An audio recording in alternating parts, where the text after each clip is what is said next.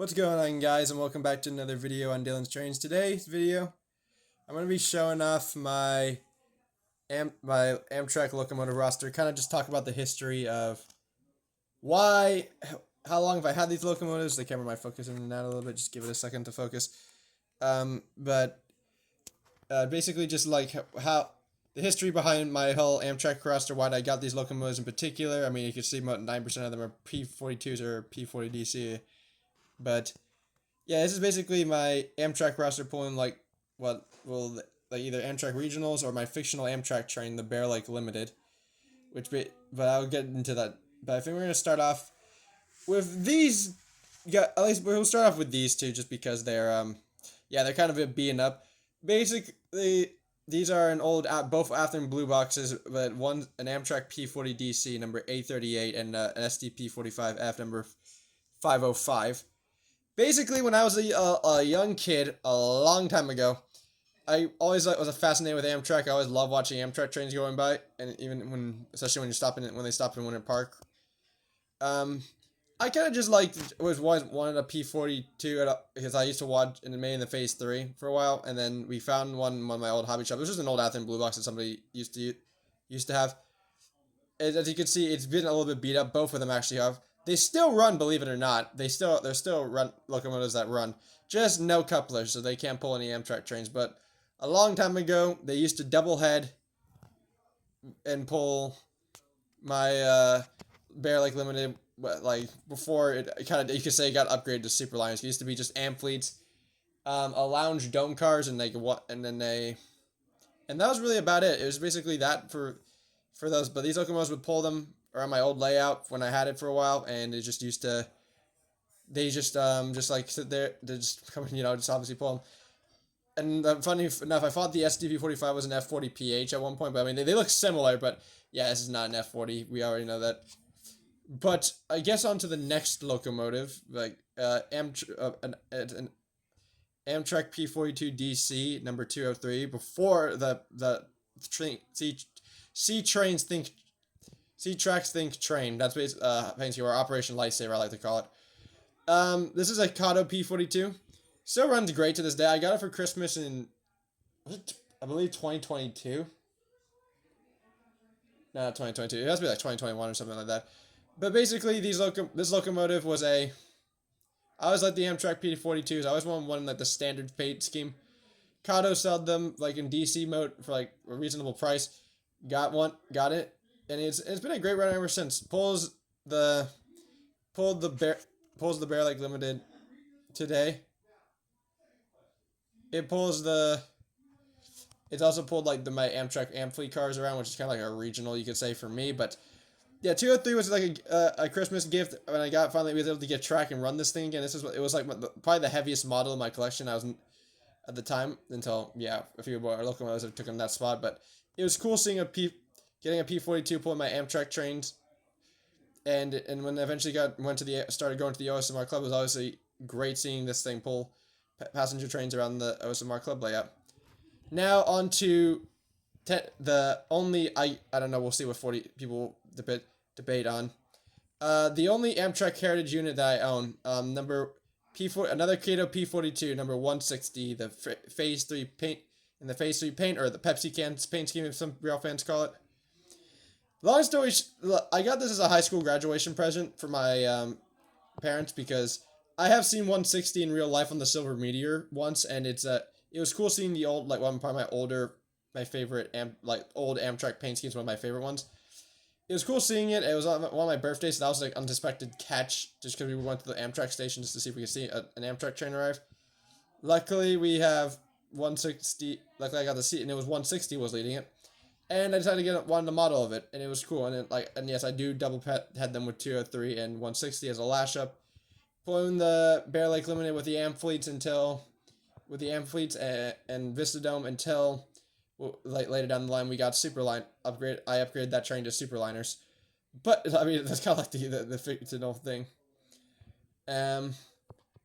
Anyways, but that's basically 160. I have ran it. Unfortunately, the video that I did run it in, the footage was fogged up, and my phone's I needed to get a new phone, so I couldn't actually show the video, unfortunately. But Yeah, 160 has ran this year with along the Bear Lake limit, actually with 203 too. So it was cool seeing all these two lashed up together. But I think for that now onto the next locomotive, which is a little bit more on the newer, you could say newer side of Amtrak in terms of in the real world and such. So we have Amtrak HO scale ACS-64 by Bachmann. Basically, I got fascinated with the Northeast Corridor. I'm fascinated with the Northeast Corridor, especially on the Amtrak side they had the AAM7s and now the ACS-64s. This engine ran great for a while. It has some issues now with it, which I need to get resolved. But I mean, once they get resolved, it's gonna be running like high speed and like amp fleets like my amp fleet cars with no issues.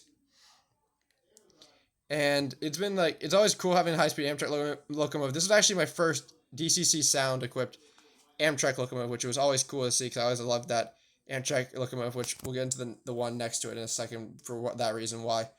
But yeah, the sounds are great. I think Bachmann, I mean, apart from like the decoder issue right now, they did an overall good job with the models per se, especially on the Siemens side. They're technically the only manufacturer who's done HO scale Siemens stuff. So like Via Rail, Amtrak. We're probably waiting on Brightline. Hopefully they do Brightline soon. But it would be a cool, but but it's definitely cool. They did a great job with the models. I'll say overall. I think it's just mine has an issue and I need to get that resolved myself. But yeah, that's basically 619. Just pulls high speed Amtrak trains around around my at home or the OSMR club layout, if you will. But because this Amtrak model is my first DCC sound equipped Amtrak model, I obviously had to get probably one of my favorite diesels, a DCC sound equipped. This is an Amtrak. This is Amtrak P42DC number 46, but not a Kato one. And if you can't tell already, it's an Athearn Genesis model. My first actual Athearn Genesis model, but like because I've had plenty of Athearn models in the past, but like but I never had Athearn Genesis, and I always wanted to get one of their Athearn's newer locomotives.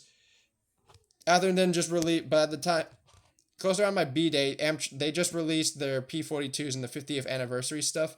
So I don't know if 46 is classed as a heritage unit. It's in the Phase 5 paint scheme with its like connecting America's for like 50 years logo on this side. But yeah, this model is great. It's probably my favorite Amtrak model to run next to and with 619 if one was running. I could say because the sounds on this, it throws some serious sound. It sounds like a P42, which I've heard countless times in my life. And it pulls the Bear Lake Limited now today and occasionally my amp fleets around with the superliners. If you have seen my recent videos on that, and it talks about. But yeah, this thing has been like probably one of my favorite Amtrak locomotives to run ever. It's like it is fun, it's loud, it's cool, it's pro sound, and it's great because if I'm at the club, I don't have to hog a line like the Kato P42s. I can just run them with other people's trains on it, so it makes it even more fun for me personally. So I always wanted the P42. If Athearn's only done, you know what's funny? Like Athearn for a while was the only one who did P42s with DCC and sound. And then just recently, as soon as I say that I get this one, this year they just released, oh yeah, we're doing Kato P42s with DCC sound again. I'm like, yeah, that just makes perfect timing, I guess. The plan is to get 160 and 203 upgrade to DCC and sound equipped. I know a guy at the OSMR club who knows how to do it. So hopefully maybe we'll get in contact with him when I get the money to do so. And we'll see 160 and 203 with some sound, and it'll be really cool, especially if we compare with 46 here. And that's basically the Amtrak roster. Just a quick little summary on like what I mean the Bear Lake Limited, because that's obviously not a real Amtrak train. Basically, when like I kind of we had on my old layout, we had like a lake on it, just like, and I named it when I was a kid after my the lake I used to go to a lot called Bear Lake, and it used to be a fun. It is, and basically I named it Amtrak's Bear Lake Limited, where basically it just goes through the town, stops there, and people can go have fun on the lake and such. That's kind of just the story of it. Long story short, it used to be amp fleets and then like two lounge Vista Dome cars, which I still have them, which they do make a rare appearance on the Bear Lake Limited today with the Superliners. If you haven't seen my recent Amtrak video with 46 in it, you will see one. it basically kind of, as time went on, and basically I kind of got more knowledge about the models and stuff, and like what cars I'm looking for. And basically it was the P42s.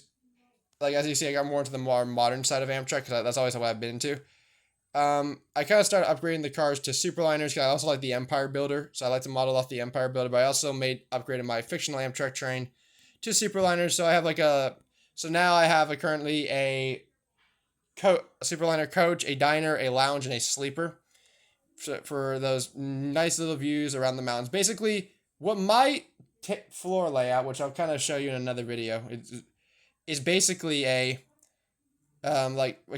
basically what I call a joint trackage through basically my imaginary line would basically CSX and NS share joint trackage through the mountains with Amtrak's Bear Lake Limited, usually occasionally pulled by these P42s occasionally.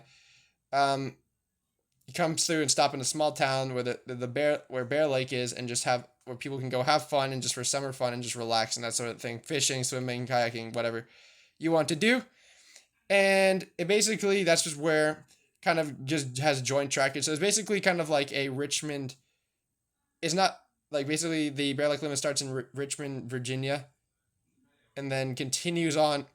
But instead of going straight through down the A line towards Miami, it will just go on a more scenic route compared to the Silver Meteor and the Silver Star, if you will, or the Floridian now today, because we have the Floridian.